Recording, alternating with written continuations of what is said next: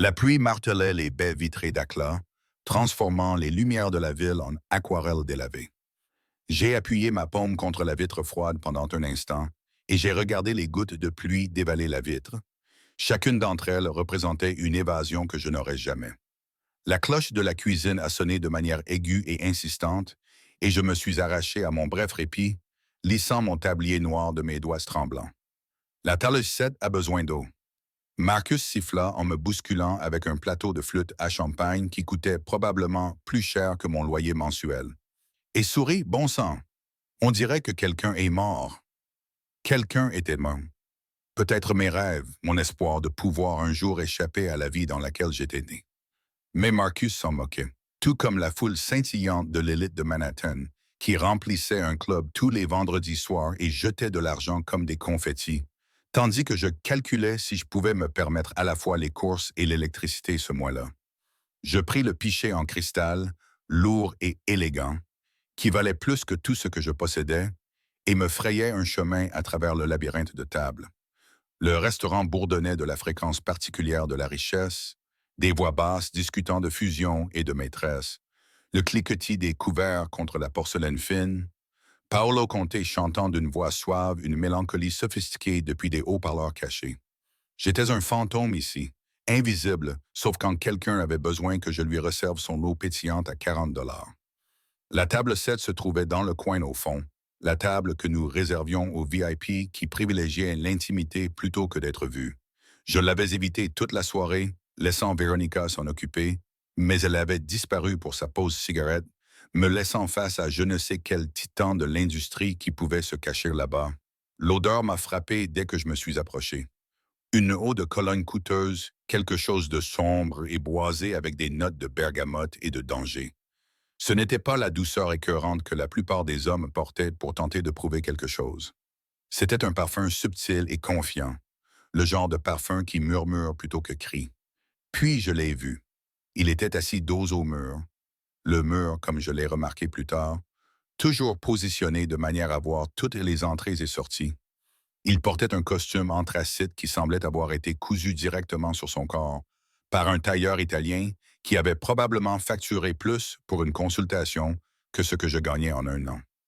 Ses cheveux foncés étaient coiffés en arrière, avec une mèche argentée au niveau des tempes, ce qui lui donnait un air distingué plutôt que vieux.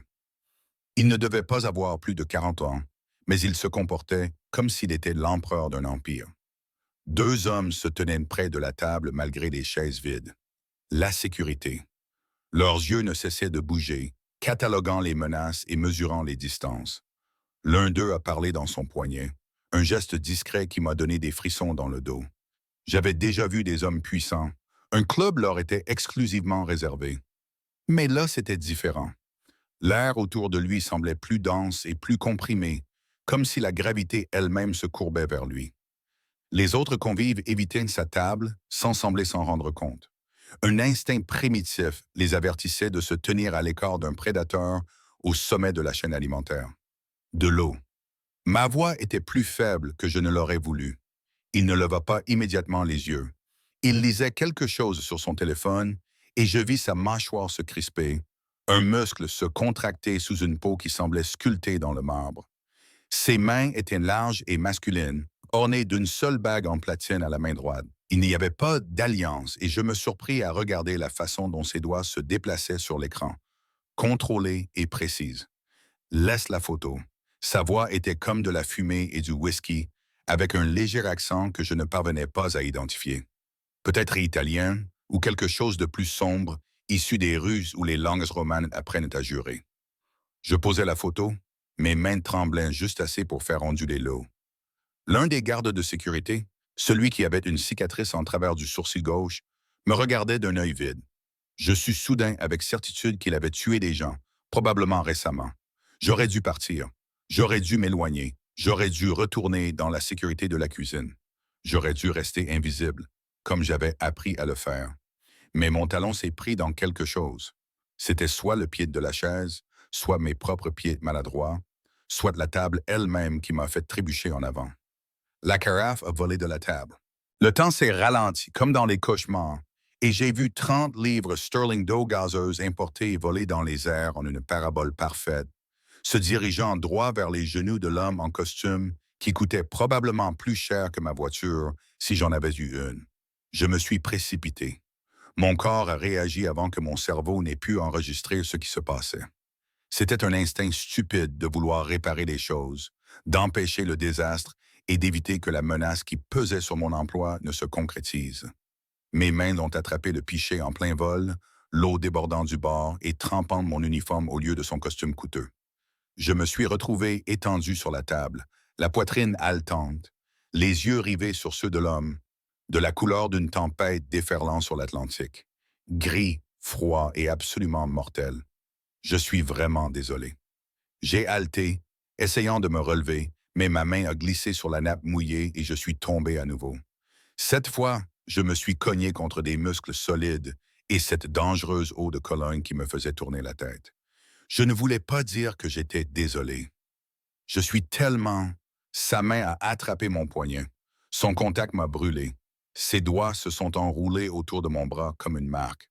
Ce n'était pas douloureux, mais c'était absolument inévitable. Et je me suis figé, comme un lapin dans l'ombre d'un loup. De près, je pouvais voir des détails qui m'avaient échappé de loin.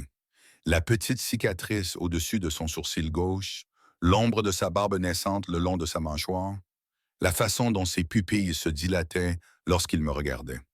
Il me regardait vraiment. Je n'avais pas l'habitude d'être vu.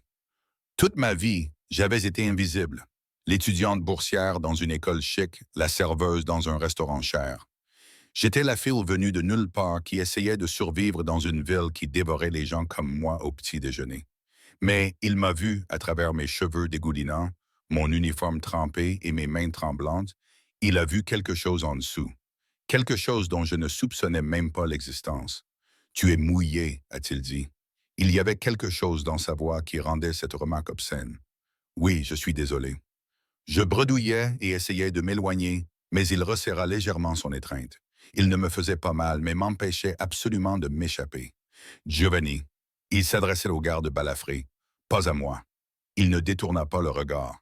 Apportez-lui une serviette, dit-il. Dites à Marcus que sa serveuse vient de m'éviter une facture de nettoyage à sec, malheureuse. Il connaissait le nom de Marcus.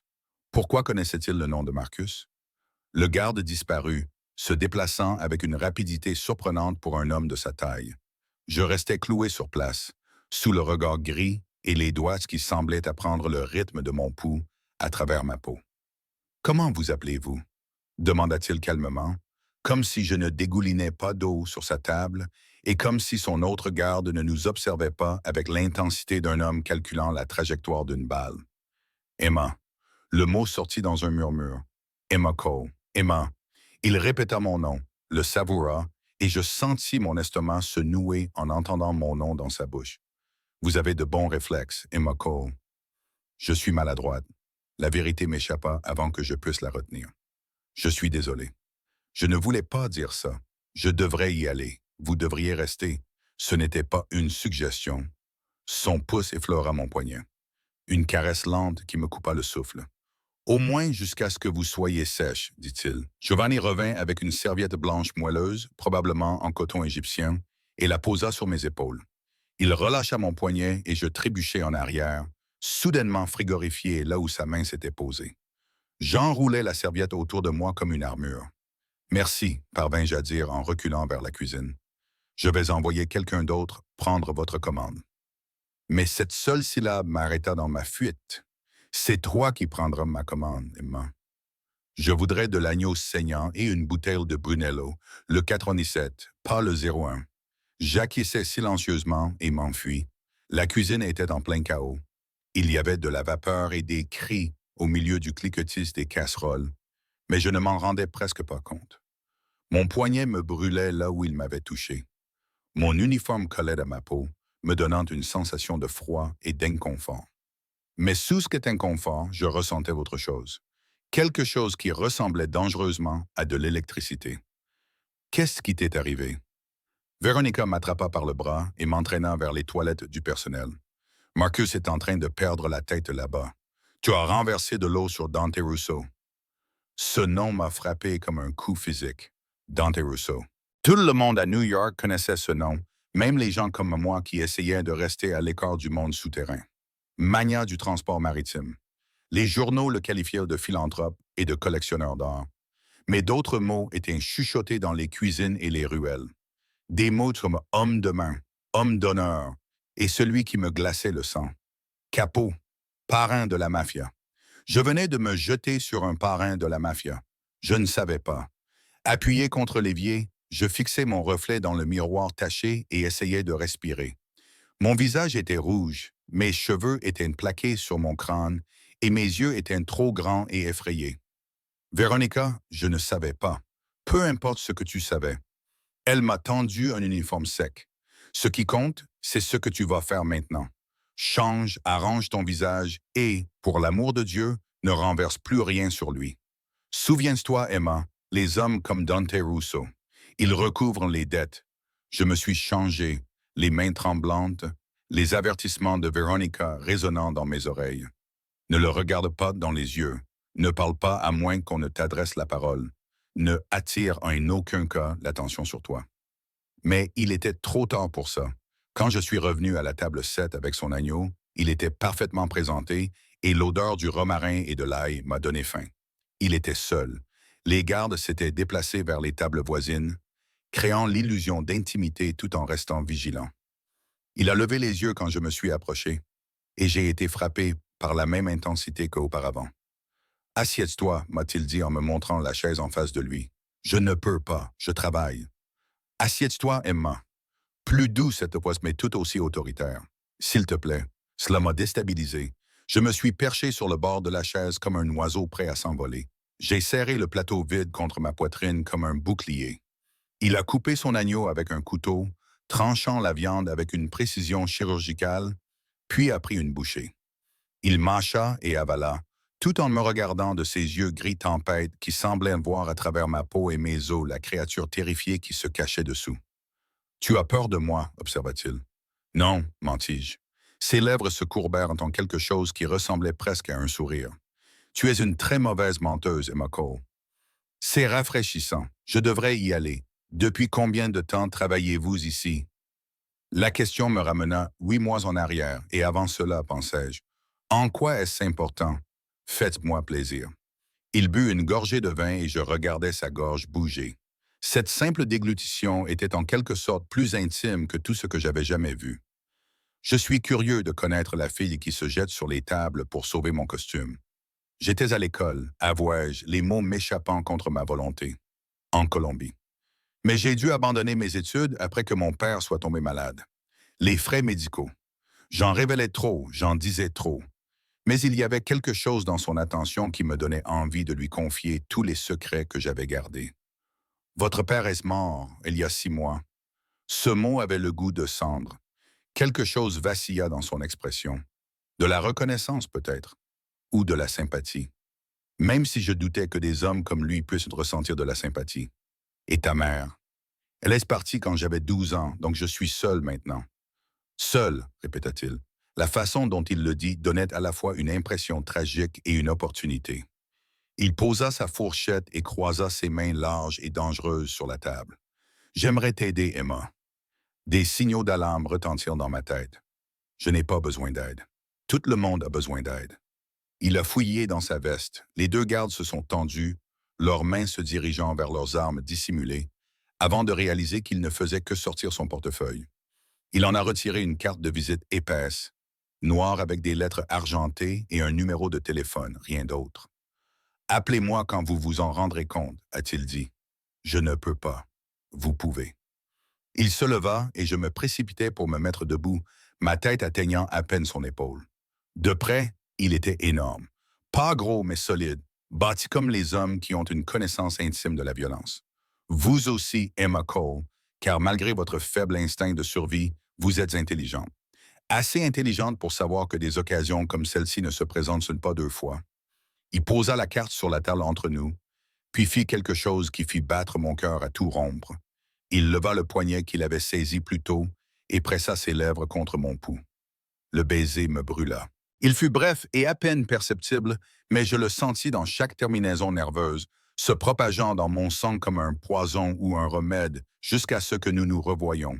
Il murmura contre ma peau, puis il disparut. Les gardes se sont mis en formation autour de lui. Le restaurant s'est écarté devant eux, comme la mer Rouge devant Moïse. Je suis resté là, figé, à regarder la carte noire sur la table, le souvenir de son contact sur mon poignet et l'agneau à moitié mangé, qui représentait plus de protéines que je n'en avais consommé en une semaine. Marcus est apparu à mes côtés, le visage violet de rage. Qu'est-ce que tu lui as dit, bon sang? Il a laissé un pourboire de 5 000 $ à ma main. 5 000 $ pour une côtelette d'agneau? Qu'est-ce que tu... Mais je n'écoutais pas. Je fixais la carte, la promesse et la menace qu'elle représentait. Je savais avec une certitude absolue que la prendre changerait tout. Je l'ai prise. Dehors, j'entendis le bruit d'un moteur de voiture.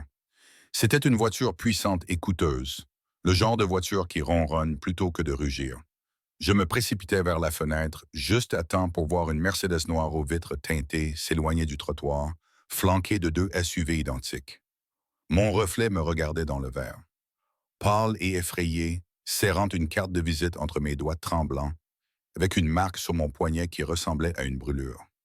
Je devrais la jeter, me suis-je dit.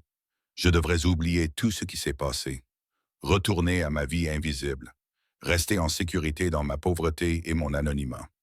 Mais cette nuit-là, allongé dans mon studio où le chauffage fonctionnait à peine et où les voisins hurlaient à travers les murs fins comme du papier, j'ai sorti la carte et j'ai fixé les chiffres argentés jusqu'à ce qu'ils s'impriment dans ma rétine. Quel genre d'homme embrasse le poignet d'une inconnue et laisse 5 000 $ sans avoir causé aucun dommage? Quel genre d'homme regarde une serveuse laide et voit quelqu'un qui vaut la peine d'être courtisé? Malgré tous les instincts de survie que j'avais affinés au cours de 24 années de lutte, pourquoi voulais-je si désespérément appeler ce numéro et le découvrir?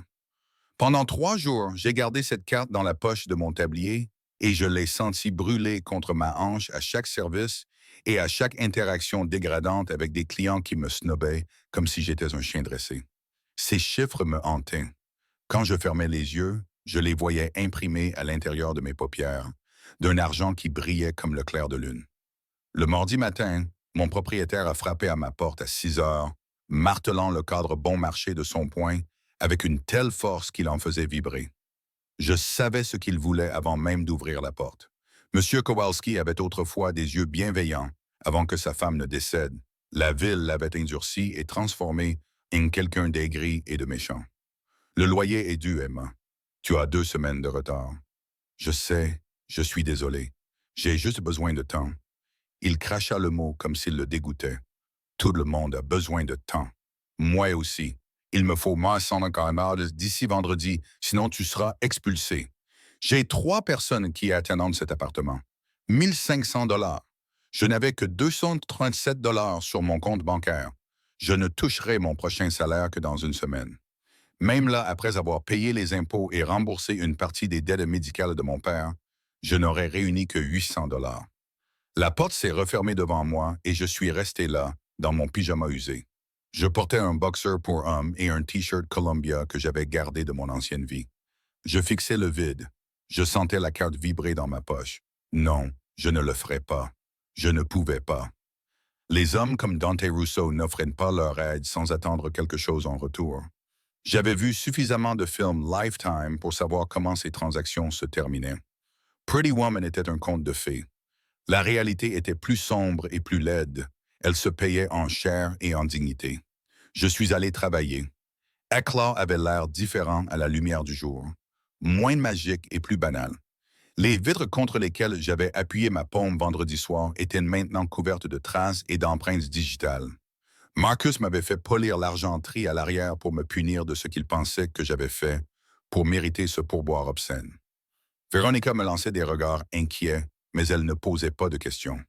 Dans notre monde, on ne posait pas de questions sur l'argent qui apparaissait comme par magie. Le rythme machinal de polir, essuyer, faire briller, recommencer, fut interrompu par la voix d'Emma Marcus. Le téléphone dit que c'est urgent. Mon cœur s'arrêta de battre. Personne ne m'appelait jamais au travail. Personne ne m'avait jamais appelé au travail auparavant. Je n'avais que 3 contacts dans mon téléphone. Marcus, Veronica et le service de facturation de l'hôpital. Le téléphone était ancien et filaire, et il était accroché au mur de la cuisine en violation des normes sanitaires. Je l'ai décroché, mes mains se remettant à trembler. Bonjour, mademoiselle Cole. La voix était professionnelle et féminine, avec un accent britannique raffiné qui suggérait une éducation coûteuse et des employeurs encore plus coûteux.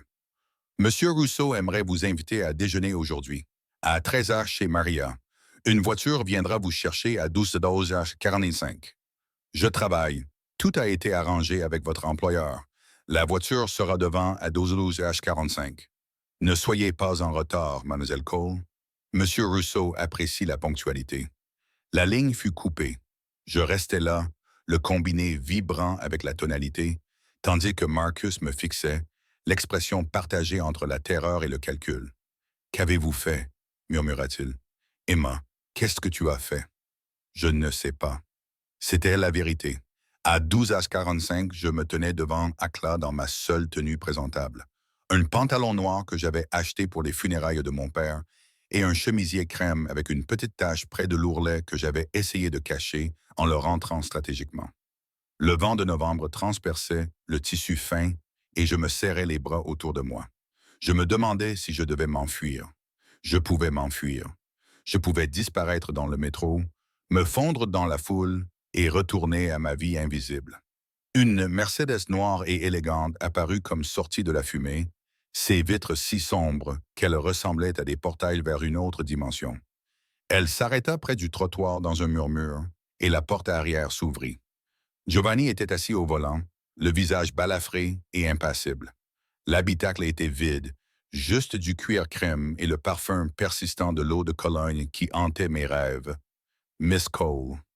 La voix de Giovanni était étonnamment douce. Monsieur Rousseau vous attend. Je suis monté.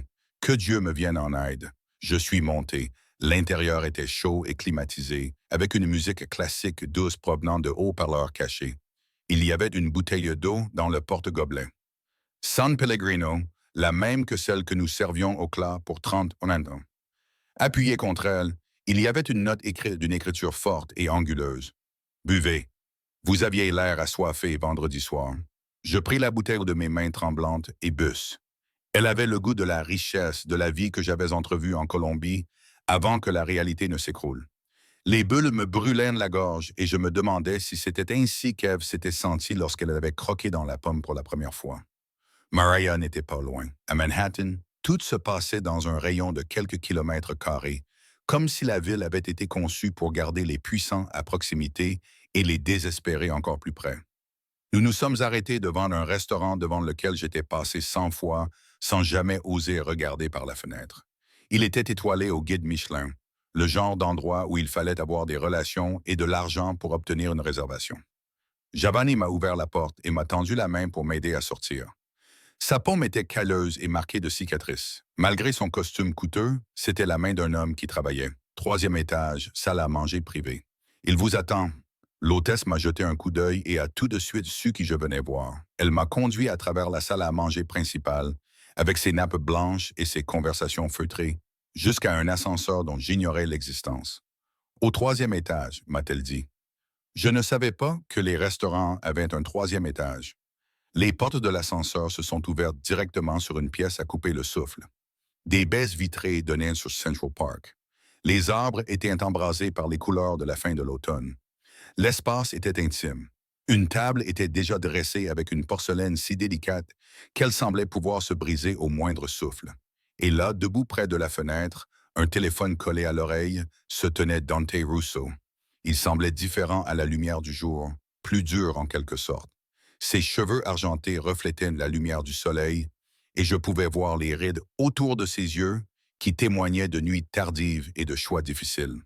Aujourd'hui, il portait un costume bleu marine sans cravate, et le bouton du haut de sa chemise était défait, révélant un triangle de peau bronzée et de poils foncés.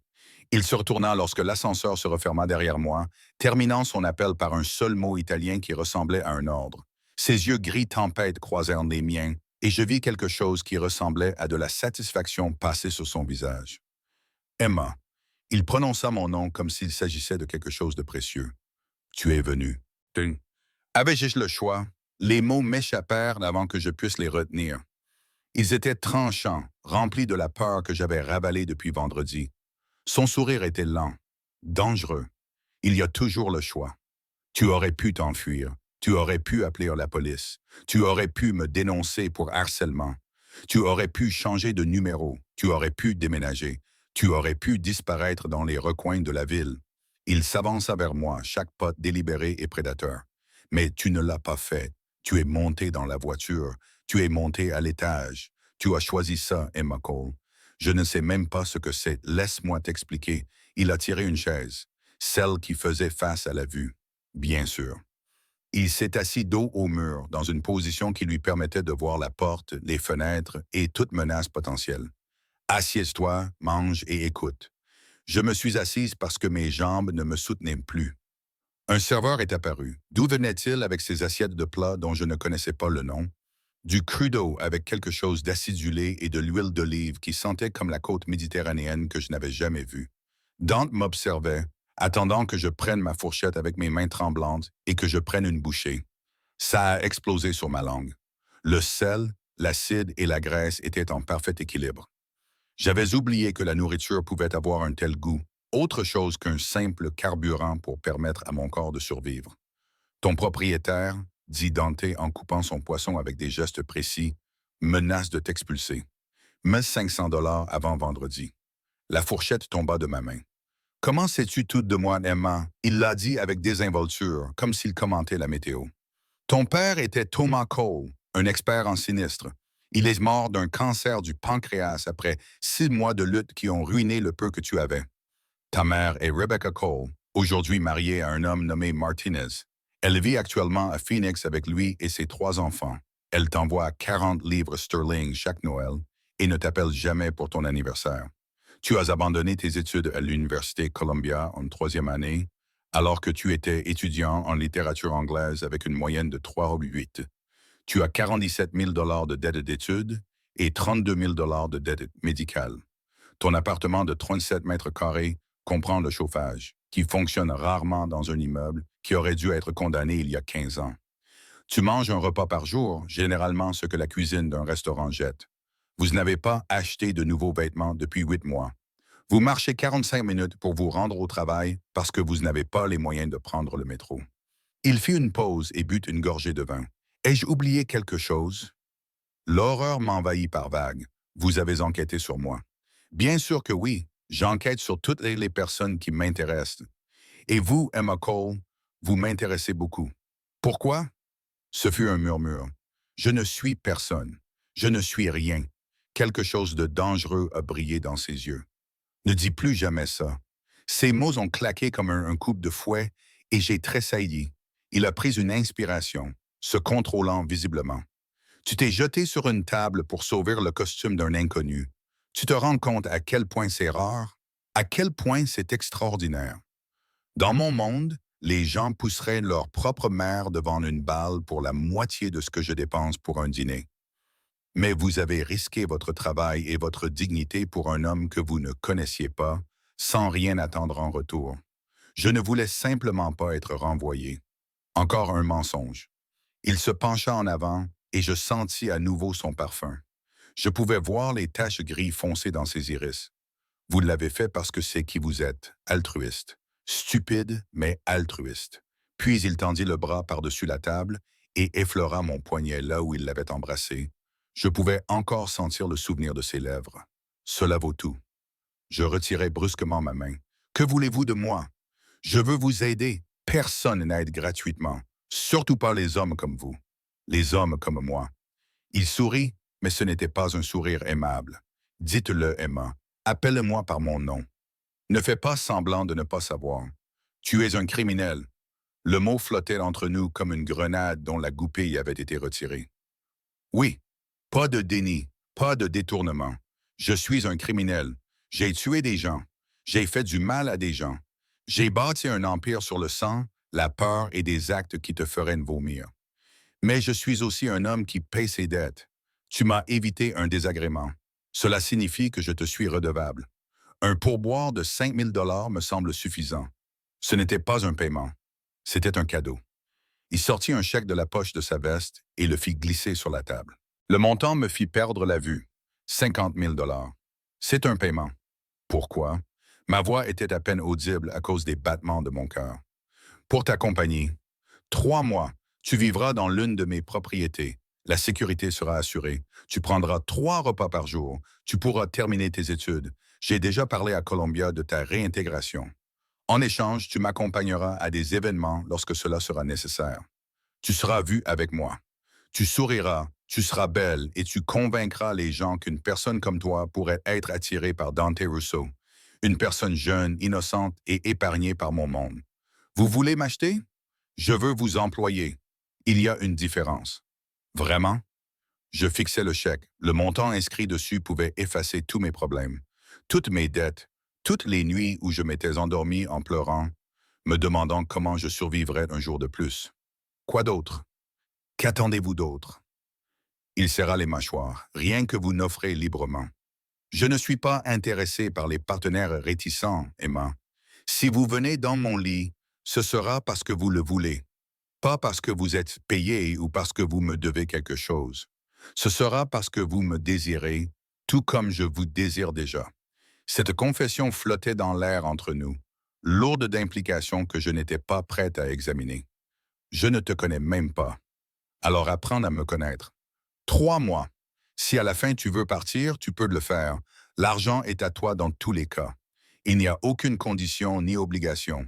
Je demanderai à mes avocats de rédiger un contrat. Tout sera écrit, attesté et certifié. Tu seras protégée, Emma. Ma protection. Dans cette ville, cela vaut plus que n'importe quel chèque que je pourrais signer. Je regardais Central Park et la ville au-delà, scintillante comme une maladie. 3 mois, 50 000 $ et une chance de terminer mes études et de sortir du trou qui avait été toute mon existence. Pourquoi moi? Demandai-je à nouveau. Parce que je ne comprenais toujours pas. Vous auriez pu avoir n'importe qui, des mannequins, des actrices, des femmes qui ne vous humilieraient pas. Tu penses que tu m'humilierais? Il a ri, d'un rire aigu et amer. Emma, tu es la seule personne authentique que j'ai rencontrée en 15 ans. Toutes les autres veulent quelque chose, le pouvoir, l'argent, des relations.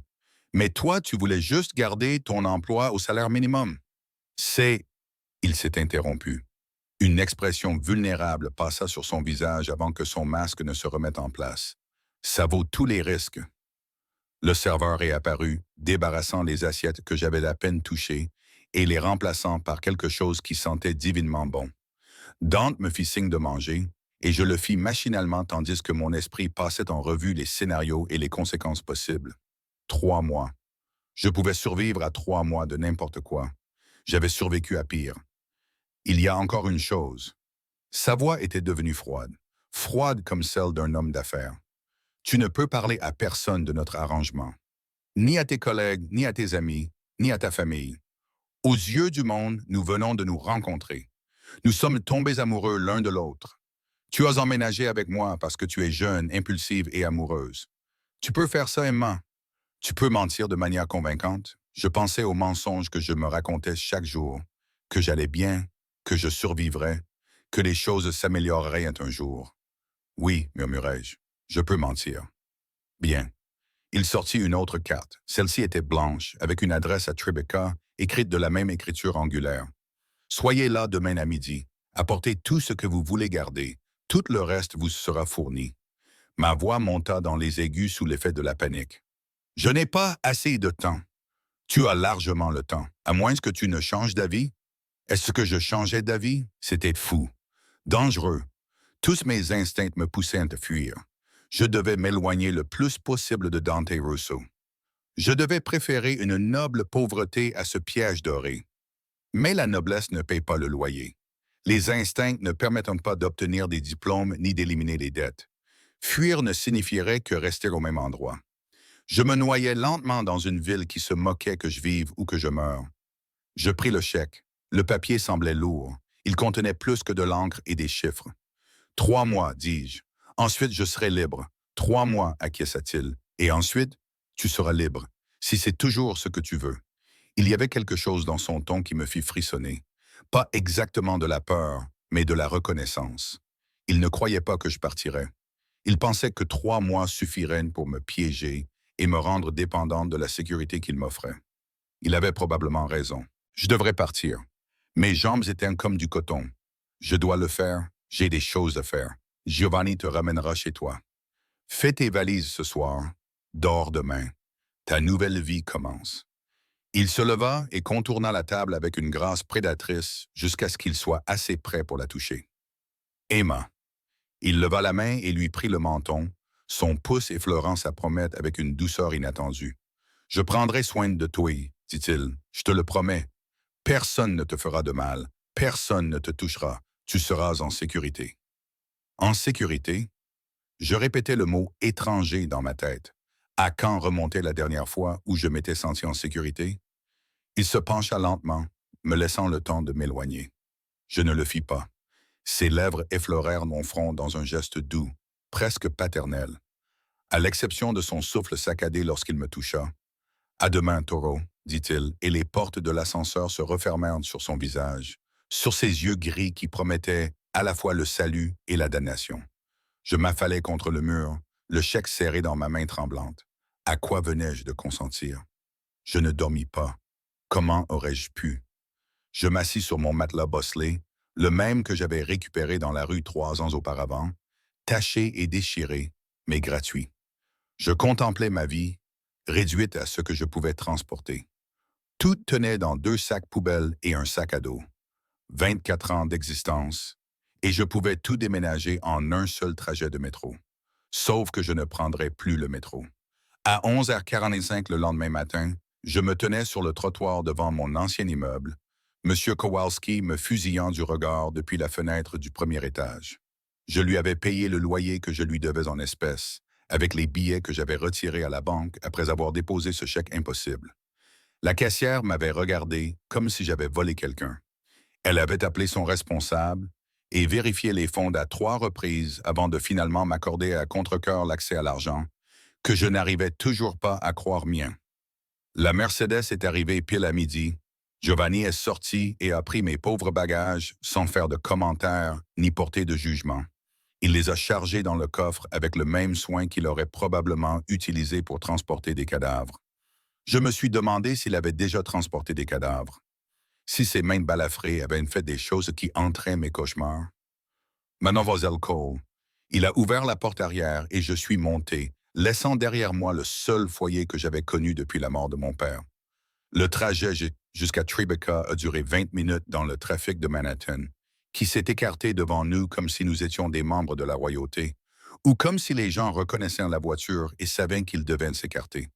Nous nous sommes arrêtés devant un immeuble, devant lequel j'étais déjà passé, l'un de ces entrepôts reconvertis avec des baies vitrées, des portiers et des uniformes qui coûtaient plus cher que mon salaire mensuel. Coûtaient, car je n'avais plus de salaire. J'avais un arrangement. Giovanni m'a conduit à travers un hall digne d'un musée. Il y avait des sols en marbre, des œuvres d'art modernes que je ne comprenais pas, et un immense arrangement floral qui coûtait probablement plus cher que mon loyer. Le portier a salué Giovanni avec le respect que les hommes accordent à d'autres hommes dangereux. Nous avons pris l'ascenseur jusqu'au dernier étage en silence. Le penthouse, évidemment. Les portes s'ouvraient directement sur l'appartement. Il n'y avait ni couloir ni voisin.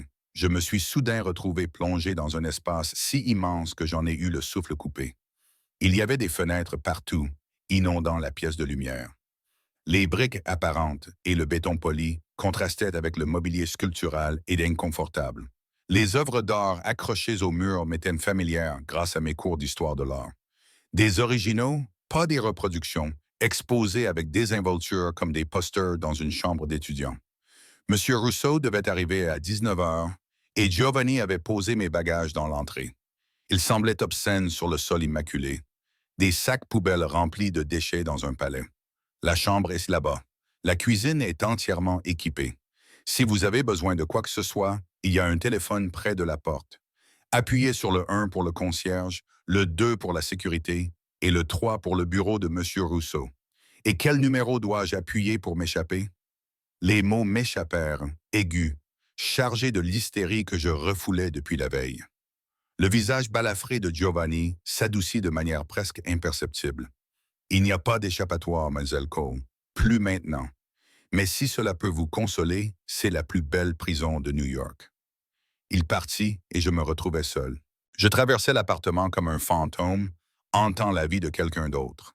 La chambre était plus grande que tout mon studio et dominée par un lit si grand que 5 personnes comme moi auraient pu y tenir. Les draps semblaient immaculés. Ils étaient impeccables comme dans un hôtel et d'un blanc éclatant. Il y avait une salle de bain attenante, toute en marbre et en chrome, avec une douche à 6 jets différents et une baignoire assez profonde pour s'y noyer.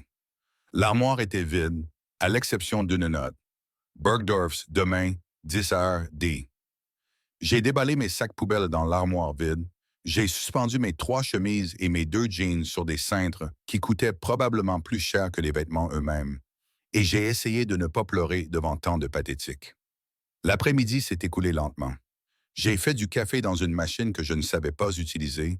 Je me suis brûlé avec la vapeur et j'ai finalement abandonné. J'ai bu de l'eau du robinet qui était filtrée naturellement et probablement importée d'un glacier norvégien. J'ai essayé de lire, mais les mots étaient flous. J'ai essayé de regarder la télévision, mais l'écran était si grand et si compliqué que je n'arrivais pas à comprendre comment l'allumer. Finalement, je me suis simplement assise près de la fenêtre et j'ai regardé la ville en contrebas. Toutes ces personnes vivaient leur vie normale dans les rues en dessous de moi, tandis que je flottais au-dessus d'elles dans une tour de verre, attendant l'homme qui me possédait. Il ne me possédait pas. Nous avions un contrat, un accord, 3 mois. Je le répétais comme une prière. À 7 heures pile, j'ai entendu l'ascenseur.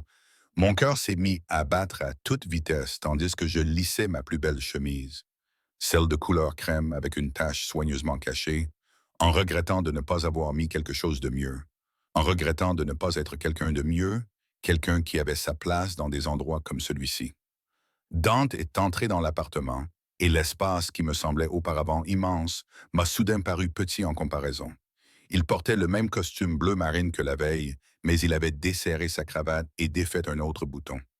Je pouvais voir la fatigue autour de ses yeux. Il avait l'air d'un homme qui avait pris des décisions de vie ou de mort toute la journée et qui en avait assez. Ses yeux ont croisé les miens et la tension a quitté son visage. Il a prononcé mon nom, Emma, mais la façon dont il l'a dit m'a donné l'impression d'être quelque chose de bien à la fin d'une mauvaise journée. Tu es venu. J'avais dit que je viendrais. Les gens disent beaucoup de choses. Ils les font rarement. Il ôta sa veste et la posa sur une chaise comme si c'était l'une des 12 autres identiques. Tu as mangé? Je n'ai pas faim. Un mensonge. J'étais affamé. Mais manger aurait été comme accepter cette situation, comme admettre que j'étais là par choix plutôt que par nécessité. Il plissa les yeux. Tu n'as rien mangé depuis hier chez Maria. Ne me mens pas, Emma. Je le saurai si tu le fais. Parce que je te vois. Il s'est approché, mais je me suis forcé à ne pas reculer. Je te vois vraiment. Je vois la façon dont tu appuies ta main sur ton ventre quand il gargouille. La façon dont tu regardes la nourriture comme si tu calculais si tu la méritais. Tu as tellement faim depuis si longtemps que tu as oublié ce que signifie la satisfaction. Des larmes me brûlaient les yeux. Je les ai refoulées. Je vais bien. Ce n'est pas vrai. Mais ça ira mieux. Il a sorti son téléphone et a tapé quelque chose. Le dîner sera là dans 30 minutes. Va te changer. Il y a quelque chose sur ton lit. Je n'ai rien vu. Regarde encore. Je suis allé dans la chambre parce que discuter me semblait trop difficile. Sur le lit, disposée comme une offrande, se trouvait une robe. Elle était simple et noire, mais manifestement chère, le genre de robe chère que je pouvais reconnaître même sans vérifier l'étiquette. À côté, il y avait des chaussures. À ma taille, comment connaissait-il ma pointure? Parce qu'il sait tout, murmura la voix dans ma tête. Il s'est renseigné sur toi. Il connaît tes mensurations, tes habitudes, tes peurs. Il te connaît mieux que tu ne te connais toi-même. Je me suis changé parce que je ne savais pas quoi faire d'autre. La robe m'allait parfaitement, épousant mon corps comme si elle avait été faite pour moi. Peut-être l'était-elle. Les chaussures étaient confortables malgré leurs talons hauts. Le cuir était si souple qu'on aurait dit du beurre. Je me suis regardé dans le miroir et je n'ai pas reconnu la femme qui me regardait. Elle avait l'air élégante et chère. Elle semblait être à sa place ici. Elle semblait être un mensonge. Quand je suis revenu dans le salon, Dante s'était aussi changé. Il portait un pantalon sombre et une chemise noire sans cravate. Décontracté, mais d'une décontraction qui coûtait des milliers de dollars. Il dressait la table et le voir faire quelque chose d'aussi domestique était si déconcertant que je m'arrêtais net. Il leva les yeux, me vit et se figea. Le silence s'étendit entre nous, lourd d'une chose que je ne pouvais nommer. Ses yeux se posèrent lentement et délibérément sur moi, et je sentis ce regard comme s'il s'agissait d'un contact physique. Je le sentais partout. La robe touchait ma peau. Parfaite, murmura-t-il. Tu es parfaite. Ce n'est qu'une robe. Ce n'est pas la robe. Il s'approcha de moi et cette fois, je reculai, mais il me suivit, patient et implacable, jusqu'à ce que je sois acculé contre la fenêtre, sans nulle part où aller. C'est toi, Emma. Tu pourrais porter des haillons et rester la plus belle personne que j'ai jamais vue. Tu me connais à peine. J'en sais assez. Sa main se leva et ses doigts s'en mêlèrent dans mes cheveux. Je les avais laissés détachés parce que je ne savais pas quoi en faire d'autre. Il tira doucement dessus, inclinant mon visage vers le sien. Je sais que tu es courageuse, altruiste, et tellement désespérée de survivre que tu serais même prête à conclure un pacte avec le diable lui-même. Je sais que tu es terrifiée en ce moment, mais trop fière pour le montrer. Je sais que tu n'as pas été touchée avec douceur depuis si longtemps que tu as oublié ce que ça fait. Son pouce effleura ma lèvre inférieure et je tremblai. Je veux te réapprendre. Ça ne fait pas partie de l'accord. Mais ma voix tremblait, me trahissant. Non, ce n'est pas le cas. C'est différent. C'est un choix, Emma, le tien et le mien. Je t'ai dit que je ne voulais pas de partenaire réticent. Si je t'embrasse maintenant et que je vais plus loin, c'est parce que tu le veux aussi. Alors dis-moi. Il s'est penché suffisamment près pour que je sente son souffle sur mes lèvres. Tu le veux? Oui. Mon Dieu, oui. Je voulais tout oublier. La peur, la dette et le désespoir qui m'avaient amené ici. Je voulais me perdre dans la promesse de son contact et la sécurité que sa présence semblait garantir, même si toute la partie logique de mon cerveau me criait des avertissements. Je ne sais pas. Ce n'est pas un non. Ses lèvres effleurèrent le coin de ma bouche, légère comme une plume et hésitante. Dis-moi non, Emma. Dis-le et je reculerai. Nous dînerons comme des gens civilisés. Nous maintiendrons une distance professionnelle. Je serai le parfait gentleman. Mais si tu ne dis pas non, je t'embrasserai jusqu'à ce que tu oublies toutes les raisons pour lesquelles c'est une mauvaise idée. Ensuite, je te donnerai à manger, parce que tu as besoin de manger. Puis je t'enverrai te coucher seul, parce que malgré ce que tu penses de moi, je ne suis pas un monstre. Je peux attendre. L'ascenseur sonna. Le dîner est arrivé. Dante a fait un pas en arrière et le charme s'est rompu. Je me suis affalé contre la fenêtre. Mes jambes me soutenaient à peine. Il a payé le livreur. J'ai entendu le murmure des voix et le bruissement des sacs. Quand il est revenu, son masque était de nouveau en place, professionnel et distant. C'était comme si le moment contre la fenêtre n'avait jamais eu lieu. Nous avons mangé des plats chinois provenant d'un restaurant dont je n'avais jamais entendu parler, assis à table. Ils étaient servis dans de la vraie vaisselle. Apparemment, même les plats à emporter avaient droit à un traitement royal ici. Il m'a posé des questions anodines sur mon diplôme, mes livres préférés et mes projets d'avenir. J'ai répondu avec prudence, consciente que chaque mot était catalogué et analysé afin de constituer un profil qu'il exploiterait plus tard. Mais peu à peu, malgré moi, je me suis détendu. Il était drôle quand il le voulait et se montrait modeste quant à son manque d'éducation formelle. Bien qu'il n'ait jamais fait d'études supérieures, il était manifestement très cultivé. Il parlait de l'art comme si c'était important et des livres comme s'ils étaient ses amis. J'ai brièvement oublié qui il était et ce qu'il faisait jusqu'à ce que son téléphone sonne. Le changement a été instantané. Son visage s'est durci comme s'il était sculpté dans la pierre. Et il a répondu en italien, sa voix descendant dans un registre qui m'a donné des frissons dans le dos. Je ne comprenais pas les mots, mais je comprenais le ton. Menace, autorité, contrôle absolu. Menace, autorité, contrôle absolu. C'était l'homme derrière le masque, le criminel, le tueur. Il s'est levé et s'est dirigé vers les fenêtres, son langage corporel criant une violence à peine contenue. La conversation a duré 5 minutes qui m'ont semblé des heures. Quand il a raccroché, il ne s'est pas retourné immédiatement. Il est resté là, silhouette se découpant sur les lumières de la ville, les mains serrées en poing. Dante. Ma voix était faible. Va te coucher, Emma. Il ne m'a pas regardé. S'il te plaît, va te coucher. Que s'est-il passé? Rien qui ne te concerne. Rien qui te touche. Mais cela m'a touché. J'étais chez lui, je portais ses vêtements et je mangeais sa nourriture. Tout ce qui le concernait me concernait désormais. Que je le veuille ou non, je suis allé me coucher parce que je ne savais pas quoi faire d'autre, allongé dans ses draps blancs immaculés, fixant le plafond tout en écoutant le murmure de sa voix, alors qu'il passait appel après appel en italien, en anglais et peut-être en russe, orchestrant, arrangeant et détruisant des choses. Finalement, j'ai dû m'endormir, car je me suis réveillé avec la lumière du soleil qui filtrait à travers les fenêtres non couvertes et l'odeur du café. Lorsque je me suis précipité dans la cuisine, Dante était là, vêtu d'un costume gris anthracite et d'une cravate bordeaux. Il avait l'air d'avoir dormi 8 heures, alors qu'il n'avait en réalité dormi que quelques heures. « Bonjour », m'a-t-il dit. Il m'a tendu un café préparé à mon goût, avec de la crème sans sucre. Comment le savait-il? Le petit déjeuner est prêt. Mange, puis Giovanni t'emmènera chez Bergdorf's. Achète tout ce dont tu as besoin. Tout sera à ma charge. Je ne peux pas. Toi, tu peux. Tu le feras. J'ai des réunions toute la journée, mais je serai de retour à la maison à 21h. Nous avons un gala de charité demain soir. Un gala de charité. C'est très ennuyeux, mais nécessaire. Tu devras porter des vêtements appropriés. Qu'entends-tu par approprié? Son sourire était incisif. Le genre qui fait que les hommes vous désirent et que les femmes veulent être vous. Cela rappelle à tout le monde que je peux encore attirer la beauté malgré qui je suis. Et qui suis-je?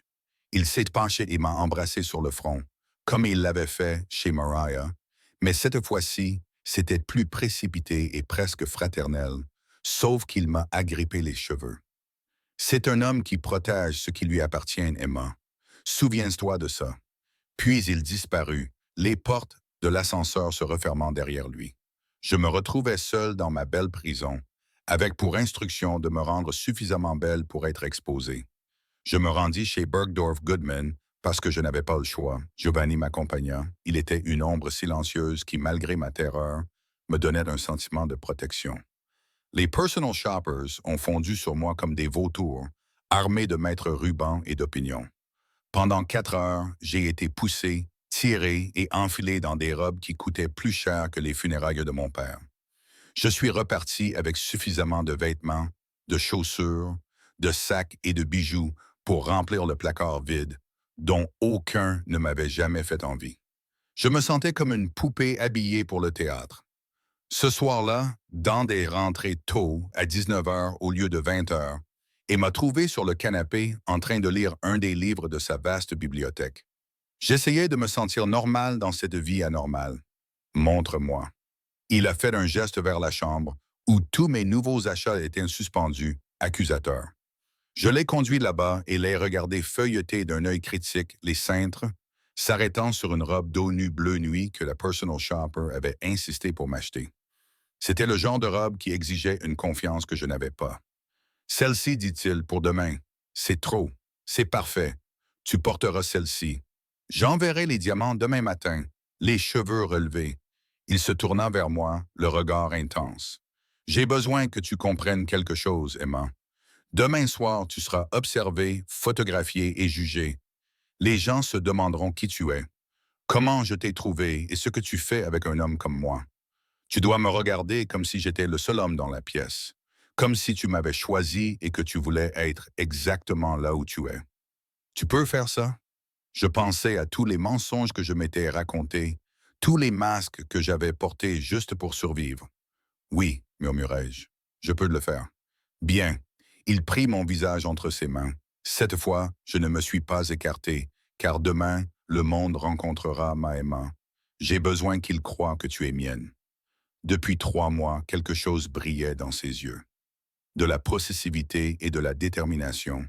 Quelque chose de plus sombre que je ne pouvais nommer. Oui, il avait accepté pour 3 mois. Mais aucun de nous n'y croyait plus. Le gala eut lieu au Metropolitan Museum of Art, bien sûr.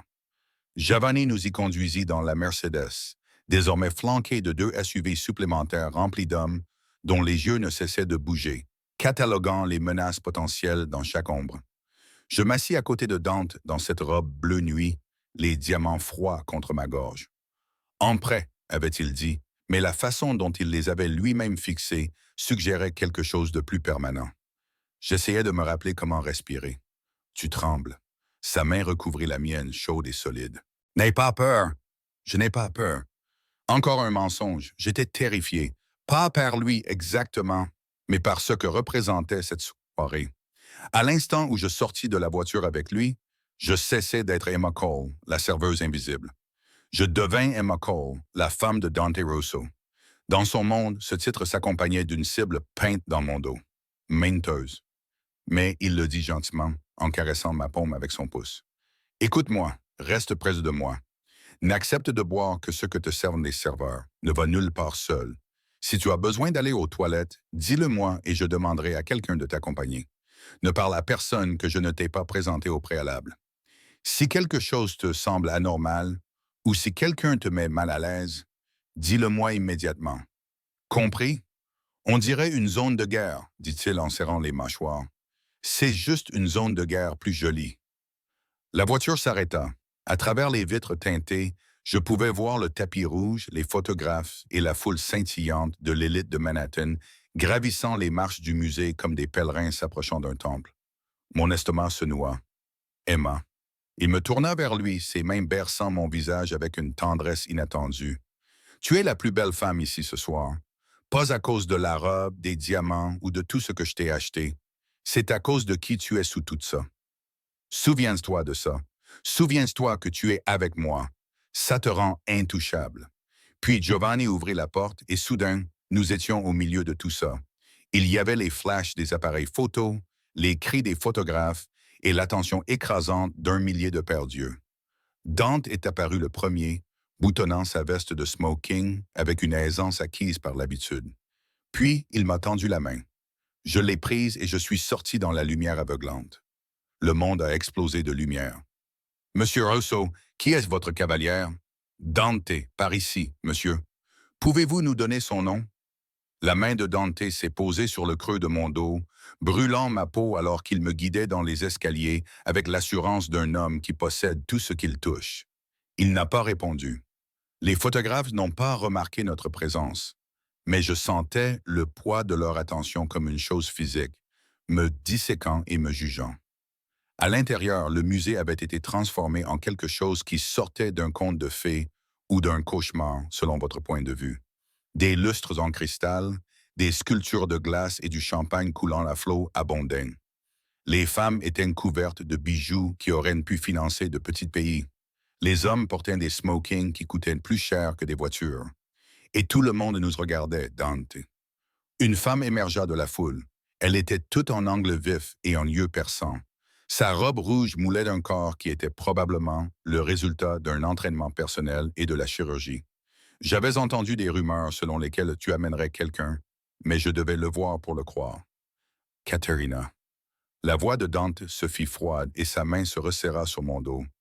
Tu es toujours à la recherche de ton prochain mari? Son sourire était venimeux. Tu continues à prétendre que tu n'es pas le fils de ton père. L'atmosphère entre eux était électrique, chargée d'histoire et de violence à peine contenue. Je me tenais là, prise entre deux feux, me sentant petite et jeune. Emma Cole, dit Dante en me tirant vers l'avant. Je te présente Katerina Vulov. Son père et le mien faisaient des affaires ensemble avant sa mort. L'insinuation que Dante l'avait tué pesait lourdement dans l'air. La distinction n'avait probablement aucune importance. Les yeux de Katerina me balayèrent, méprisants et cruels. Comme c'était rafraîchissant. Tu t'es trouvé un animal de compagnie. Est-ce qu'elle fait des tours? Elle fait ça. Puis Dante m'embrassa. Ce n'était pas doux. Ce n'était pas le baiser prudent et interrogateur auquel je m'attendais en public. Il enfonça sa main dans mes cheveux soigneusement coiffés et renversa ma tête en arrière. Sa bouche s'empara de la mienne avec la possessivité d'un homme marquant son territoire. Je haletais contre ses lèvres et il en profita pour approfondir le baiser jusqu'à ce que j'oublie où nous étions. J'oubliais Katerina, qui nous observait avec rage dans les yeux. J'oubliais tout sauf son goût, whisky, menthe et puissance. Quand il se retira, j'étais étourdi. Mon rouge à lèvres était sans doute ruiné. Mon sang-froid soigneusement entretenu était brisé. « Excusez-nous, dit-il à Katerina d'une voix rauque. Nous avons des gens à voir. Il m'entraîna loin de là, sa main brûlant toujours mon dos. J'entendis le rire amer et entendu de Katharina nous suivre et réalisai que tout le monde avait vu et savait ce qui s'était passé. Tout le monde avait vu. Tout le monde savait. Demain, mon visage serait partout dans page 6, accompagné de spéculations sauvages sur qui j'étais et comment j'avais attiré l'attention de l'un des hommes les plus dangereux de New York. Je suis désolé. Dante m'a guidé vers un coin plus calme, loin de la foule. Je n'aurais pas dû. C'était inapproprié. C'était pour le spectacle. Ma voix semblait étrange et distante. L'était-elle vraiment? Ses yeux ont cherché les miens, intenses et avides. Je n'en suis plus sûr. Avant que je puisse répondre, un autre homme s'approcha. Il était plus âgé et distingué, avec des cheveux argentés qui suggéraient de la sagesse plutôt que l'âge. Dante, dit-il, je ne m'attendais pas à te voir ici. Je pensais que tu évitais les événements organisés par Cassiano. Le corps entier de Dante se raidit. Commissaire, dit-il, je ne savais pas que la police de New York avait commencé à accepter les invitations d'hommes comme Vincent Castellano. Le commissaire, bien sûr qu'il était policier, bien sûr que Dante le connaissait, sourit faiblement et s'éclaircit la gorge. Vincent a fait suffisamment de dons à l'hôpital pour enfants pour acheter l'absolution de tous ses péchés. Contrairement à certaines personnes qui pensent pouvoir simplement intimider pour entrer au paradis, je ne m'intéresse pas au paradis. La voix de Dante prit le ton menaçant que j'avais entendu au téléphone. Vous feriez bien de vous en souvenir la prochaine fois que vous accepterez des dons d'hommes aux mains aussi sales que les miennes. Est-ce une menace? C'est un fait. Maintenant, si vous voulez bien nous excuser, j'ai mieux à faire que de discuter de théologie avec des policiers corrompus. Il m'entraîna avant que le commissaire n'ait le temps de répondre. Sa poigne était si forte qu'elle me laissait des bleus. Je sentais l'atmosphère changer à mesure que les gens s'éloignaient de nous, reconnaissant le danger lorsqu'ils le voyaient. Dante. Je dus courir pour suivre ses longues enjambées. Tu dois te calmer, dit-il. Ne me dis pas ce que je dois faire. Mais il s'est arrêté, a pris une inspiration et s'est forcé à détendre ses épaules. Je suis désolé. Ces événements sont un mal nécessaire. Tout le monde fait semblant d'être civilisé, mais nous savons tous ce que nous sommes vraiment. Et toi, tu es quoi? Ai-je demandé, même si j'avais peur de la réponse. Il m'a regardé. Vraiment? A-t-il dit en me regardant, et j'ai vu quelque chose de brut dans son expression. Je suis un homme qui a fait des choses terribles pour ce que je pensais être de bonnes raisons. Je suis le fils de mon père, même si je l'ai tué pour ce qu'il a fait à ma mère. Je suis le monstre dont les parents mettent leurs enfants en garde. Et je suis aussi, il s'est arrêté, levant la main pour me caresser le visage. Je suis un homme qui commence à penser que tu es peut-être la meilleure chose qui me soit arrivée. Mon cœur s'est arrêté. C'est le champagne qui parle. Je n'ai pas bu de champagne. Je ne bois jamais lors de ces événements. Je dois rester vigilant au cas où quelqu'un déciderait que ce soir est le moment idéal pour passer à l'action. Il l'a dit avec désinvolture, comme si les tentatives d'assassinat étaient une monnaie courante. Tu penses vraiment que quelqu'un essaierait de te tuer ici? Entouré de tous ces gens? Son sourire était sinistre. Ces gens paieraient pour voir ça. La moitié d'entre eux veulent ma mort. L'autre moitié attend de voir qui me tuera pour décider à qui ils vont prêter allégeance. Alors pourquoi est-il venu? Parce que l'absence se remarque et que la faiblesse est exploitée. J'avais besoin de te montrer. J'avais besoin que tout le monde voie que Dante Russo peut encore attirer la beauté et qu'il a quelque chose qui vaut la peine d'être vécu au-delà du pouvoir et de l'argent. Son pouce effleura ma pommette. J'avais besoin qu'ils voient ce pourquoi je brûlerais le monde s'ils osaient y toucher. Un serveur passa, et Dante lui prit 2 coupes de champagne, m'en tendant une. « Bois, ça t'aidera. » Je l'ai bu, sentant les bulles piquantes contre ma langue, et je l'ai regardé observer la salle. Ses yeux ne cessaient de bouger, classant et évaluant. Qui se tenait trop près? Qui regardait trop intensément? Qui gardait sa main dans la poche de sa veste trop longtemps? J'ai réalisé que vivre ainsi rendrait n'importe qui paranoïaque. Mais peut-être que la paranoïa vous maintenait en vie. Il y a quelqu'un que je voudrais te présenter. Il m'a guidé à travers la foule vers un homme qui se tenait à l'écart des autres. Il était entouré d'un petit cercle de garde du corps et était plus jeune que Dante, peut-être 35 ans. Il avait les cheveux foncés, les yeux sombres et une cicatrice qui allait de la tempe à la mâchoire. Marco Dante a hoché la tête d'une manière qui montrait du respect, ce que je ne l'avais jamais vu faire auparavant. Je ne pensais pas que tu viendrais. Je devais vérifier si les rumeurs étaient vraies. Dante Russo s'est rangé. Les yeux de Marco croisèrent les miens. Il m'évaluait, mais sans méchanceté. Elle est plus jolie que sur la photo. Quelle photo? Demandai-je avant de réaliser, bien sûr, qu'il y avait des photos. Dante avait fait des recherches sur moi. Il me surveillait probablement encore à ce moment-là. Celle de ta carte d'identité colombienne. Tu avais l'air malheureux. Marco tendit la main. Marco Saviotti, je m'occupe du territoire de Boston. Je lui serrai la main, remarquant ses callosités. Je sentis ses doigts s'attarder juste assez longtemps pour prendre mon pouls, comme s'il me testait.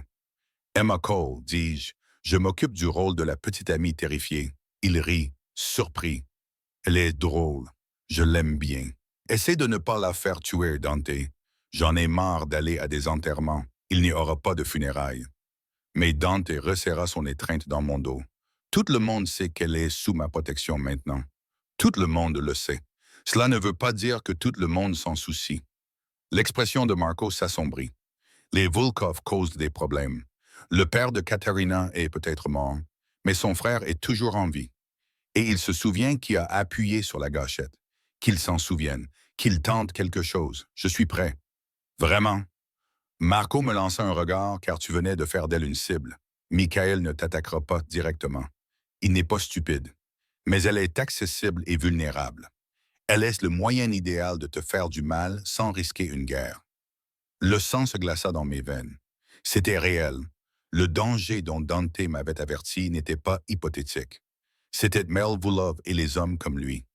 Des hommes qui me feraient du mal juste pour voir Dante souffrir. Personne ne la touche. La voix de Dante pouvait couper du verre. Je l'ai dit très clairement. Quiconque essaiera de vraiment répondre personnellement.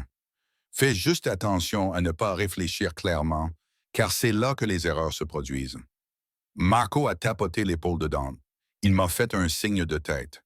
Ravi de vous avoir rencontré, Emma. J'espère vous revoir dans des circonstances moins dramatiques. Puis il disparut dans la foule, nous laissant seuls dans une mer de gens qui voulaient notre mort. Je voulais partir. Ma voix tremblait. Je n'arrivais plus à feindre le calme. S'il te plaît, je veux rentrer bientôt. Mais il me serra contre lui, ses bras m'enveloppant dans un geste romantique mais protecteur. Nous devons rester encore 1 heure. Montre-toi forte. Mais ensuite, nous partirons. Je te le promets. L'heure s'écoula comme une éternité. Dante me présenta à des dizaines de personnes dont j'oubliais immédiatement les noms et dont les sourires n'atteignaient jamais les yeux. Je souris jusqu'à en avoir mal au visage, je ris à des blagues sans intérêt, et je jouais le rôle de la petite amie adorée, tandis que mon esprit criait des avertissements. Finalement, heureusement, nous partîmes. La voiture nous attendait. Giovanni a tenu la porte ouverte, tandis que Dante m'a pratiquement poussé à l'intérieur, le visage impassible et marqué de cicatrices. « Conduis », a ordonné Dante, et Giovanni a obéi sans poser de questions. Je me suis affalé contre le siège en cuir. Les diamants pesaient lourdement autour de mon cou et la robe m'étouffait soudainement. « Enlève ça. » J'ai cherché le fermoir, mais mes mains tremblaient trop. Les mains de Dante ont remplacé les miennes. Malgré leur taille, elles étaient douces et ont détaché le collier avec une aisance experte. « C'est mieux? » « Non, ai-je répondu. Rien n'est mieux ce soir. Tu m'as embrassé devant tout le monde. Tu leur as dit que j'étais à toi. Tu as fait de moi une cible et tu ne m'as même pas demandé si c'était ce que je voulais. Je sais.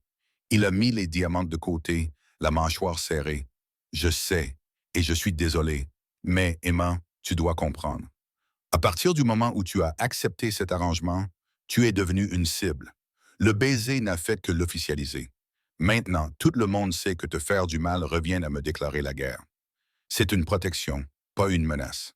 J'ai l'impression que c'est les deux.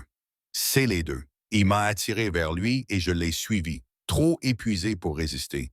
C'est ma vie, des calculs constants et des menaces constantes. Je t'ai entraîné là-dedans et je t'ai intégré à tout ça. Si tu veux en sortir, si c'est trop pour toi, je te libérerai de ton contrat. Je t'installerai dans un endroit sûr, loin de New York, où mes ennemis ne pourront pas t'atteindre. Je devrais m'enfuir aussi loin et aussi vite que possible de cet homme magnifique et terrible et de son monde de violence. Mais où irais-je? Retourner à la pauvreté? Retourner à l'invisibilité? Retourner dans une ville qui se fichait que je vive ou que je meure, où je me noierais lentement. Au moins ici, quelqu'un se souciait de moi, même si son attention était enveloppée de dangers et de diamants. Non, murmurai-je contre sa poitrine. Je reste 3 mois, je t'ai donné ma parole. Ses bras se resserrèrent autour de moi, et je sentis la tension quitter son corps alors qu'il expirait. D'accord, d'accord. Alors nous allons faire les choses correctement. Tu commences demain un entraînement d'autodéfense. Isabella, la femme de Marco, t'enseignera. Tu apprendras à tirer et à te battre afin de pouvoir te protéger quand je ne serai pas là. Tu auras des gardes du corps partout où tu iras. Giovanni assurera la sécurité pendant la journée et d'autres pendant la nuit. Tu me donneras de tes nouvelles toutes les 2 heures quand nous serons séparés. Tu n'iras jamais nulle part seul, on dirait une prison, mais il s'agit de rester en vie. Il a relevé mon visage et m'a regardé avec intensité. Je ne te perdrai pas, Emma. Je ne peux pas. Tu comprends? Je ne te connais que depuis 3 jours, et l'idée qu'il t'arrive quelque chose me donne déjà envie de brûler le monde. Alors oui, c'est une prison, mais c'est une prison où tu peux te réveiller chaque matin. C'est le compromis. Je l'ai regardé. C'est l'homme qui a tué son propre père, terrifié les commissaires, fait plier les criminels et m'a tenu comme si j'étais précieuse et fragile. J'ai réalisé que j'étais en bien plus grand danger que je ne l'avais compris. Pas de ses ennemis, mais de lui. De la façon dont il me regardait, de la façon dont je commençais à le regarder en retour. D'accord, ai-je murmuré. D'accord, nous ferons comme tu le souhaites. Il m'a embrassé à nouveau, plus doucement cette fois-ci, comme une promesse plutôt qu'une revendication de possession. Je l'ai embrassé en retour, franchissant une ligne que j'avais juré de ne pas franchir et faisant un choix que je savais que je regretterais. Mais à ce moment-là, avec ses bras autour de moi et les lumières de la ville qui défilaient derrière les fenêtres, cela me semblait être le seul choix qui comptait. Les semaines suivantes se sont confondues dans un étrange rythme entre normalité et chaos. J'ai commencé les cours à Columbia. Dante avait tenu sa promesse, faisant tout ce qui était nécessaire pour que je sois réintégré. Pendant le semestre, j'étudiais dans l'appartement terrasse pendant qu'il travaillait. Giovanni me conduisait au campus et me ramenait. Il était toujours vigilant, toujours présent. Isabella m'a appris à tirer dans un stand privé du Queens. Elle s'est montrée d'une patience infinie pendant que j'apprenais à manier des armes que je n'aurais jamais imaginé toucher. Mes mains ont cessé de trembler lorsque j'ai tenu un pistolet. Cela aurait dû me terrifier. Au contraire, je me suis senti plus forte. Dante et moi avons pris nos habitudes. Il rentrait entre 19h et 21, sauf si une urgence l'obligeait à s'absenter. Nous dînions ensemble et parlions de mes cours et de sa journée. Nous évitions soigneusement d'évoquer les détails de ses réunions d'affaires. Il ne me touchait jamais autrement que pour me témoigner une affection désinvolte. Il ne poussait jamais plus loin que ce que je lui offrais, même si je sentais sa retenue dans chaque regard et chaque effleurement accidentel de ses doigts. Je tombais amoureuse de lui. Que Dieu me vienne en aide. Je tombais amoureuse d'un homme qui avait probablement tué plus de personnes que je n'en avais jamais rencontrées. C'est au cours de la 5e semaine que tout a changé. J'étais resté tard à la bibliothèque, plongé dans mes recherches pour un devoir sur la littérature victorienne, et j'avais perdu la notion du temps. Mon téléphone était déchargé. J'avais oublié de le recharger. Stupide. Tellement stupide. Quand je suis sorti dans l'obscurité de novembre, il était plus de 21 heures. Giovanni m'attendait, le visage impassible comme une pierre, et j'ai immédiatement compris que quelque chose n'allait pas. Monsieur Russo avait appelé. Sa voix était tendue. Il pense que tu es morte. La culpabilité m'a submergé. Je suis désolé, mon téléphone. Monte dans la voiture. Le trajet de retour vers Tribeca a été silencieux et tendu. Les jointures de Giovanni étaient blanches sur le volant, et j'ai compris qu'il avait eu peur lui aussi. Peur de devoir dire à Dante qu'il m'avait perdu, et peur de la punition qui s'ensuivrait. Quand nous nous sommes arrêtés devant l'immeuble, Dante se tenait sur le trottoir, vêtu uniquement d'une chemise et d'un pantalon. Il ne portait pas de veste malgré le froid, et ses cheveux étaient bourriffés, comme s'il les avait passés dans ses mains. Quand il m'a vu, son visage a exprimé à la fois du soulagement et de la fureur. Il a ouvert la portière de la voiture et m'a tiré dehors avec des mains tremblantes avant que Giovanni n'ait pu faire de même. Où diable étais-tu? À la bibliothèque. Mon téléphone est tombé en panne. Je ne m'en suis pas rendu compte. 2 heures, Emma. 2 heures sans savoir si tu étais vivante ou morte.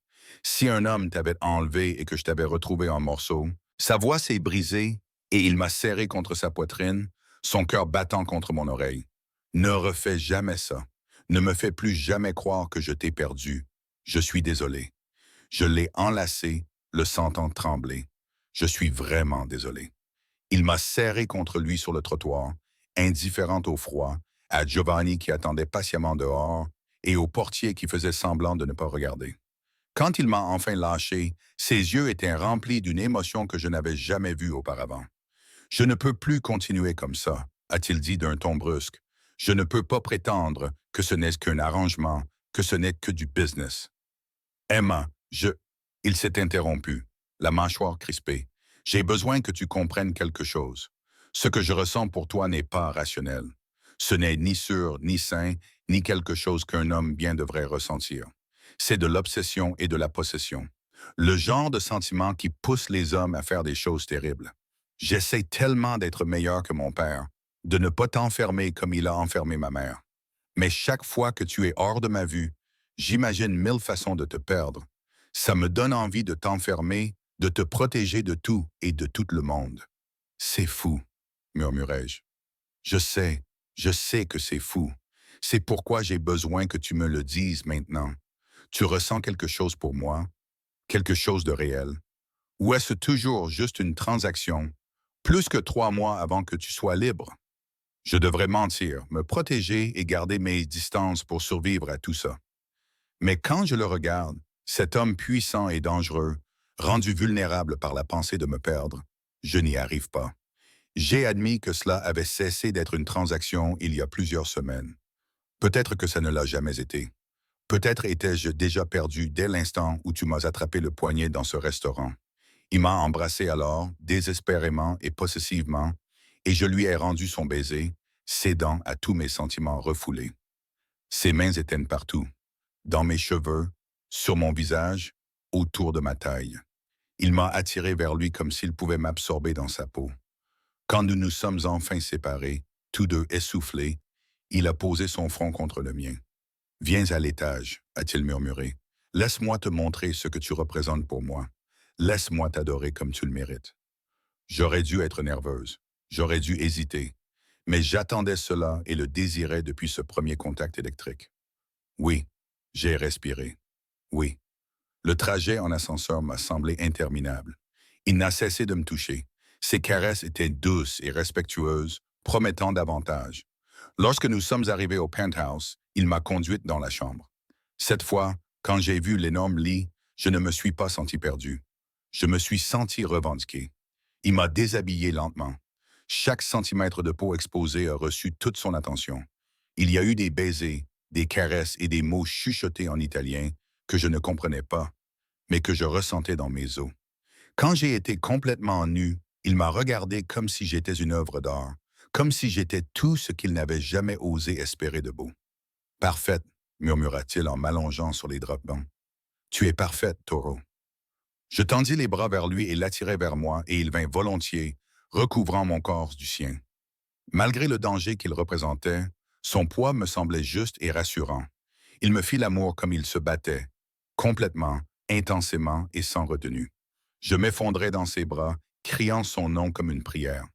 Après, il me serra contre lui, ma tête sur sa poitrine, tandis que ses doigts dessinaient des motifs sur mon épaule nue. « Je t'aime », murmura-t-il dans l'obscurité. « Je sais que c'est trop tôt, que c'est trop, mais je t'aime. Je t'aime, Emma Cole. »« Je t'aime aussi », murmurai-je en retour, ayant l'impression de lui avoir donné l'absolution lorsque je l'entendis expirer. Nous nous endormîmes enlacés, et pour la première fois depuis la mort de mon père, je me sentais en sécurité. Un coup de feu m'a réveillé. L'instant d'avant, je rêvais, au chaud et heureuse dans les bras de Dante. L'instant d'après, il me jetait au sol, son corps recouvrant le mien. Il criait des ordres que je ne pouvais pas comprendre à cause du bourdonnement dans mes oreilles. Il y a eu d'autres coups de feu et du verre brisé. Le poids de Dante a disparu et je l'ai entendu riposter. Le bruit était assourdissant dans cet espace clos. Mon entraînement a pris le dessus et j'ai rampé vers la salle de bain. Trouver un abri, rester baissé, survivre. Mais quelque chose m'a attrapé par la cheville. Un homme, pas Dante, pas Giovanni. C'était un inconnu au regard vide, armé d'un pistolet, qui me tirait en arrière. J'ai crié et donné des coups de pied, mettant en pratique les leçons d'Isabella, me tordant et lui donnant un coup de talon au visage, entendant un craquement d'os. Il a hurlé et m'a lâché. Je me suis enfui. Dante est apparu, le visage déformé par la rage, et a tiré 2 fois sur l'homme, une fois dans la poitrine et une fois dans la tête, avec efficacité et brutalité. Le corps s'est effondré. Emma. Il m'a relevé et a vérifié si j'étais blessé, les mains tremblantes. Tu es blessé? L'était-il? Je vais bien. Que se passe-t-il ici? Il passe à l'action. D'autres coups de feu retentissent dans le salon. Nous devons partir maintenant. Il ramassa sa chemise et mon jean sur le sol. Il m'habilla avec une efficacité redoutable tout en se plaçant entre moi et la porte. Puis Giovanni apparut, le visage ensanglanté. Il était vivant mais blessé, allongé sur le sol, assurant une couverture pendant que Dante me tirait vers l'ascenseur de service. Nous avons réussi à sortir du bâtiment par le sous-sol et avons débouché dans une ruelle où une autre voiture nous attendait. Dante m'a poussé à l'intérieur et Giovanni a pris le volant. Nous avons traversé les rues de Manhattan à une vitesse qui aurait dû être impossible. Où allons-nous? Ma voix semblait étrange et lointaine. Dans un endroit sûr. Une de mes propriétés en dehors de la ville, a-t-il répondu. Dante m'enlaçait, me serrant fort contre lui. Je suis désolé, Emma. Je suis vraiment désolé. J'aurais dû le voir venir. J'aurais dû mieux te protéger. Mais tu m'as protégé. Tu m'as protégé de ton corps. J'ai failli te faire tuer. Sa voix était rauque, pleine de reproches envers lui-même. C'est ça, m'aimer. C'est le prix à payer. J'ai pensé à ce prix. La terreur, la violence et la menace constante. J'ai pensé à mon ancienne vie, sûre, petite et lentement mourante. J'ai pensé à cet homme qui tuerait pour moi, qui mourrait pour moi, qui me regardait comme si je valais la peine de brûler le monde. Je le paierai, ai-je dit fermement. Peu importe le prix, je ne te quitterai pas, Dante. Pas maintenant, jamais. Il m'a embrassé désespérément. Il avait le goût de la peur, de l'amour et des promesses que nous ne vivrions peut-être pas assez longtemps pour tenir. Après 2 heures de route, nous nous sommes finalement arrêtés devant une maison dans les Catskills. Elle était isolée et fortement sécurisée, entourée d'hommes armés. À l'intérieur, Dante passa des coupes de fil, la voix froide et maîtrisée, orchestrant sa vengeance contre Mail. Je m'assis près de la fenêtre et regardais le soleil se lever sur les montagnes. Je réalisais que je ne m'étais jamais sentie aussi vivante. La peur avait consumé les derniers vestiges de la jeune fille qui s'était jetée sur une table pour sauver la vie d'un inconnu. Cette jeune fille avait disparu. À sa place se trouvait quelqu'un de plus dur, quelqu'un qui avait regardé la mort en face et choisi l'amour malgré tout. Dante m'a trouvé là alors que l'aube se levait complètement, son téléphone enfin silencieux. Il avait l'air épuisé et plus âgé. Le poids de son monde était visible dans chaque ride de son visage. « C'est fait », a-t-il dit doucement. « Michael ne nous embêtera plus. Personne d'autre non plus. J'ai clairement fait comprendre ce qui arrive à ceux qui menacent ce qui m'appartient. » À quel point? Tu ne veux pas le savoir. Il avait raison. Je ne voulais pas en savoir. Certaines choses sont mieux laissées dans l'obscurité, là où elles appartiennent. Viens te coucher, lui ai-je dit en lui tendant la main. Nous sommes tous les deux en vie. C'est suffisant pour l'instant. Il a pris ma main. Je l'ai conduit jusqu'à la chambre. Nous nous sommes effondrés ensemble sur le lit. Pas par passion cette fois, mais pour trouver du réconfort, pour nous rappeler que nous avions survécu, que nous affronterions quoi que ce soit demain. 3 mois s'étaient écoulés. Le contrat était terminé. Je pouvais partir maintenant avec mon argent et mon diplôme et me construire une vie loin de cette violence. Mais je n'y ai même pas songé. Je reste. Je lui ai dit alors que nous étions allongés là, son cœur battant régulièrement sous mon oreille. Pas à cause du contrat, de l'argent ou d'un quelconque arrangement. Je reste parce que je t'aime. Parce que cette chose folle, dangereuse, impossible entre nous, me semble plus réelle que tout ce que j'ai jamais connu. Il m'a serré plus fort dans ses bras. « Tu vas m'épouser », a-t-il dit. C'était une affirmation, pas une question. Bientôt, j'ai besoin de connaître ton opinion sur tout ce qui compte. Ce n'est pas une demande en mariage, c'est une exigence. Je ne suis pas un homme qui demande ce qu'il veut, Emma, mais avec toi, je le prends. Sa main trouva la mienne et nos doigts s'entrelacèrent, Avec toi, je te le demande. Épouse-moi, sois ma femme. Laisse-moi passer le reste de ma vie à te protéger, à t'aimer et à devenir une meilleure personne grâce à toi. Je devrais y réfléchir. Je devrais considérer les implications, le danger et la vie que je choisissais. Mais j'avais déjà fait mon choix dès la première nuit, lorsque j'avais ramassé sa carte au lieu de la jeter. Oui, murmurai-je. Oui, je t'épouserai. Il m'embrassa alors, doucement, tendrement et plein de promesses. Alors que le soleil se levait sur les montagnes et nous baignait d'une lumière dorée, je réalisais que c'était ma fin. Pas la fin de conte de fées que j'aurais pu imaginer quand j'étais petite, mais quelque chose de mieux, quelque chose de réel. Je m'étais jeté sur une table pour sauver un inconnu. Il m'avait rattrapé, sauvé et aimé. En l'aimant à mon tour, j'avais aussi sauvé quelque chose en lui. La partie qui se souvenait comment être doux et protecteur, plutôt que destructeur.